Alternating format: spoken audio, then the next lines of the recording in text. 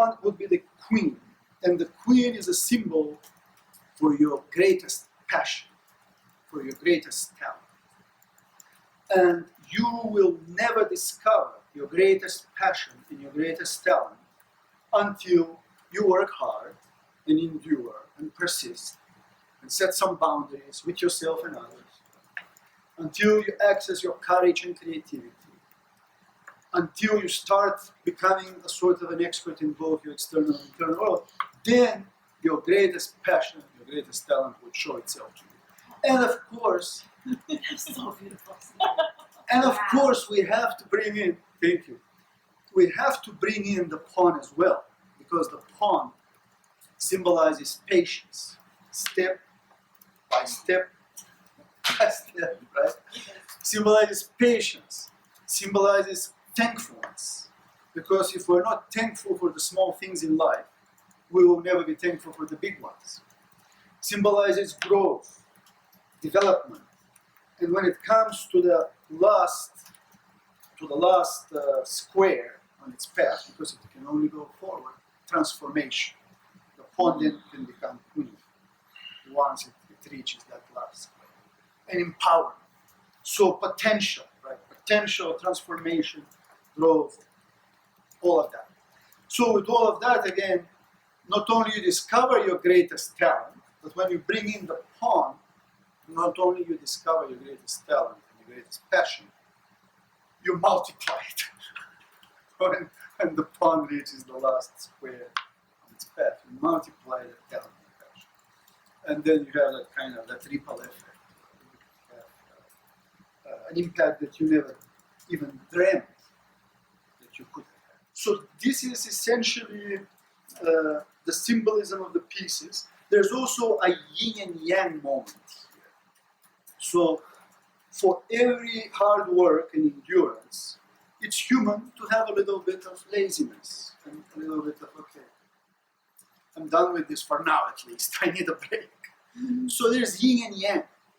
You know, it's in the human being, it's not only one thing. So we have to accept that yin and yang. Yeah, there's hard work, and yes, there's laziness, and that's okay. That's part of being human. And we kind of work around it. So that's why they're in opposition. This is my hard work, this is my laziness, somehow work around. Sometimes I have to confront it directly, right? when the board is clear and there's nothing else to do but they confront, then they have to be confronted and dealt with directly. Sometimes you avoid it, work around it, and still try to achieve your goal. For every courage, well, there's a little bit of fear, yin and yang, and that's okay, that's also human. You cannot be 100% courage. So accept your fear, accept your humanity, accept your...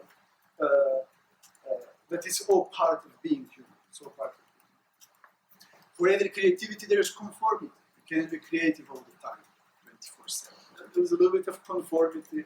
And again, work around it, and sometimes your creativity confronts your conformity, and you have to decide, what is it going to be now? Is it going to be conformity or creativity?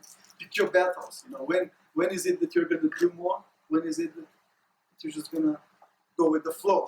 You know, so you can't always be one or the other. Or at least you shouldn't. Maybe you can. You kind of resign and give up. You can, but you should. For every expert, there is also the sense of the imposter syndrome. Am I really an expert? I've spent years doing this, and you know, sometimes I feel like an expert, sometimes I wonder, is this really effective, right? And I think every expert, I've seen this a lot with PhD students, graduate students, the imposter syndrome.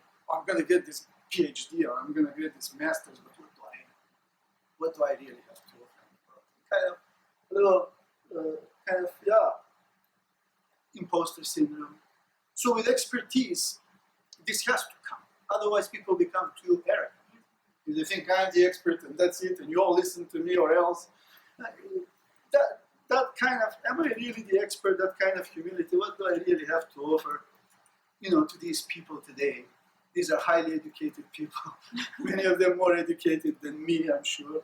And what do I have to offer to them? That kind of humbleness, I think, is necessary, but to kind of, again, not lose yourself in that expert identity. Because when people start identifying too much with their expertise, they lose their humanity. And I think Joseph Campbell said, is the system going to flatten you out and deny you your humanity? Or are you going to use the system for the attainment of human purposes?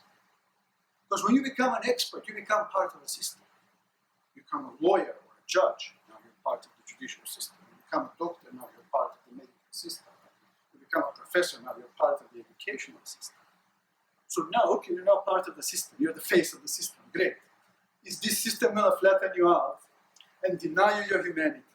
And you're going to be tyrant, oppressive, punishing your students or punishing whoever is under your leadership or whatever? Or are you going to use that for the attainment of human purposes? Are you going to use it to kind of exploit people? You know what I mean. Exploit them or use them, or are you going to use it actually for the service of humanity, for the service of those people that you work with, and kind of not lose the bigger human goal of it, that institutions and systems exist to support humanity, and not like Frankenstein to kind of to support their own lives at the expense of humanity. So that is the thing with the expert, again, is to remember that you are first this, and this is only a part of you. You're not this. You're first this. And then, of course, your greatest passion and your greatest doubt. Well, is this really my greatest passion? A little bit of doubt, right? And your life and the meaning of your life, and even questioning, what is the meaning? Does my life have meaning? To the courage, Viktor Frankl warns, unless your courage to question the meaning of life is matched by patience to seek for that meaning, you risk to prematurely conclude that there is no meaning to your life. And then to settle for secondary consolation, like pleasure-seeking, power-seeking, which was essentially what Freud was saying. Humans are nothing more than seeking pleasure and avoiding pain. And then Adler comes afterwards and says, no, humans want, deeper than pleasure, humans want power. Humans want the power to get the pleasure when they want to get the pleasure. And then Frankl comes and says, no, deeper than pleasure and power, humans want meaning.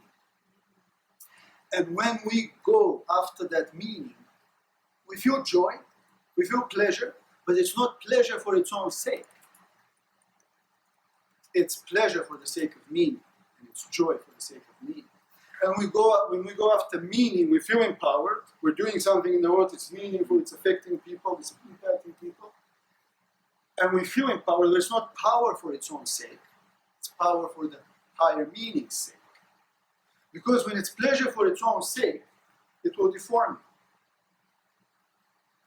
you. And if it's power for its own sake, it will deform you. Somebody said, power corrupts. And absolute power corrupts absolutely. I don't know who said that, but it's a very famous quote, I'm sure. Same is the dynamic in addiction. Now we're going through opioid epidemic in this country. About 200 Americans die every day from the opioid epidemic. So the addiction is exactly that. Pleasure for its own sake invariably grows into addiction.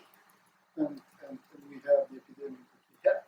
So even though it may have started with many people as an escape from chronic pain, as an escape from unemployment and difficult economic conditions in certain parts, but at the end of the day, when that becomes the goal, the pleasure of the high or any other pleasure, when that becomes the goal itself, in gambling or anything else, or any other addictive behaviors, then that serves that purpose. It cannot but deform you. So only when it's after a meaning and they're generative products or byproducts of the pursuit of meaning, what we can call true happiness or fulfillment, which can never be guaranteed 100% of the time. But Viktor Frankl says, happiness, the more you pursue it, the more it evades you. It's elusive. But if you start fulfilling meaning, it becomes a side effect of you fulfilling meaning. So it just installed itself by itself, is what Frankl said. So it installs itself by itself. And so the same thing is like this. Your life can be guaranteed to be meaningful. Nobody can guarantee that any of us will have a happy life or a life of satisfaction or constant joy or pleasure. Nobody can guarantee that to us. More or less, all of our lives are tragic. But what Viktor Frankl says, you can be guaranteed to have a meaningful life. Nobody can guarantee you a happy life, but you can always have a meaningful life. Because you can generate meaning when you're suffering, and you can generate meaning when you're enjoying the experiential way, and you can generate meaning when you're working, when your work is inspired, when it's your freely chosen task, when you intentionally, consciously decide to consummate your freedom in one way or another, in a way that's consistent with who you are, which is again the key, who you are, what you believe in, what you stand for, what are your values, what are your principles in this world, what is something that you're willing to work for and sacrifice for, and make efforts and give your time and youth and energy and everything